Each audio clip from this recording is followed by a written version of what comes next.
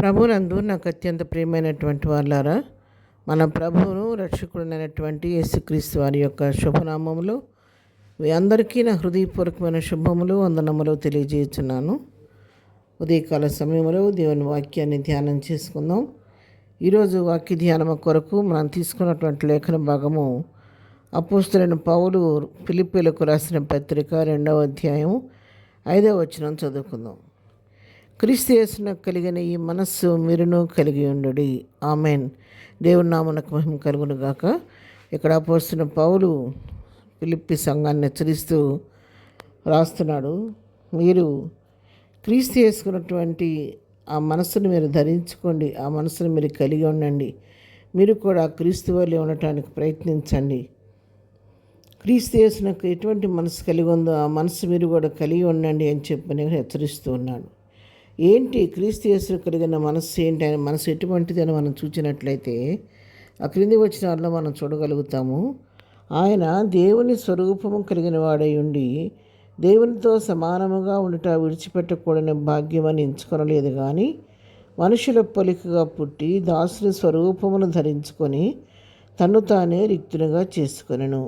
ఏంటి క్రీస్తు యేసుకు కలిగినటువంటి ఆ మనస్సు, ఆ విశేషత ఏంటి అంటే ఆయన దేవుని స్వరూపం కలిగిన వాడినటువంటి దేవకుమారుడు ఆయన. కానీ దేవునితో ఉండటం, సమానంగా ఉండటం విడిచిపెట్టకూడని భాగ్యం అని అది తెలుసు. ఎవరు కూడా తండ్రి ఉన్నటువంటి ఆ ఐశ్వర్యాన్ని, ఆ హోదాను అనుభవిస్తున్న వారు దాన్ని ఆ ప్రభు తండ్రితో సమానంగా ఉండే అనుభవాన్ని వదిలిపెట్టడానికి ఎవరు ఇష్టపడరు. కానీ ఆయన తండ్రితో ఉండటం విడిచిపెట్టకుండా భాగ్యం ఎంచుకోలేదు. కానీ ఏం చేశాడంటే తండ్రి చిత్తాన్ని నెరవేర్చడానికి తండ్రి చెప్పిన మీద తండ్రి మాటకు విధేయత చూపించి మనుషుల పోలికగా పుట్టి దాసుని స్వరూపాన్ని ధరించుకున్నాడంట. దాసుని స్వరూపాన్ని ధరించుకొని తను తానే రిక్తునిగా చేసుకున్నాడు.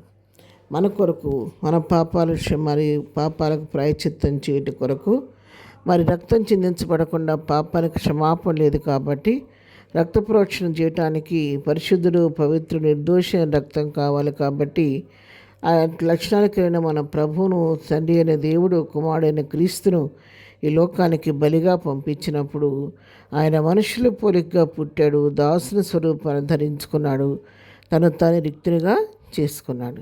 అంతేకాదు ఆయన ఆకారం మందు మనుషుడిగా కనబడినప్పటికీ మరణం పొందినంతగా, అనగా శిలువ మరణం పొందినంతగా విధేయత చూపిన వాడై తను తాను తగ్గించుకొనను.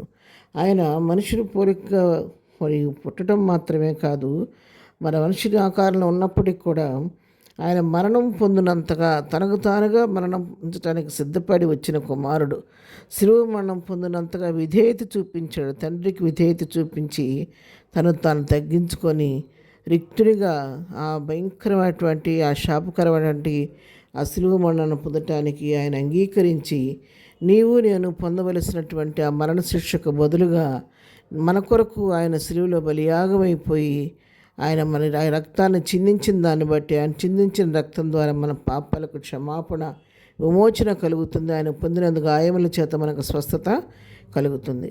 అవును ప్రియారా, ఆయన కలిగినటువంటి ఆ మంచి మనస్సు తండ్రితో ఉన్నటువంటి సౌఖ్యాన్ని విడిచిపెట్టి నీకోసం, నా కోసం నరరూపిధారిగా ఈ లోకానికి వచ్చాడు. ఆయన శిలువను ధరించాడు. చివరి రక్తం బిందు వరకు నీ కొరకు, నా కొరకు ధారపోసాడు. సర్వమానవాళి రక్షణ కొరకు ఆయన చేసినటువంటి బలియాగానికి ఎవరు కూడా దాన్ని ప్రాయశ్చిత్తం చేయలేరు. ఆ రుణాన్ని తీర్చడం ఎవరి వల్ల కూడా కాదు. అయితే ఇంకా ఆ రోజున శిలువలో బలియాగమైపోయినట్టు క్రీస్తు, రక్తం కాచిన దేవుడు ఇంకా శిలువలో తన చేతులు చాపి నిన్ను నన్ను పిలుస్తున్నాడు.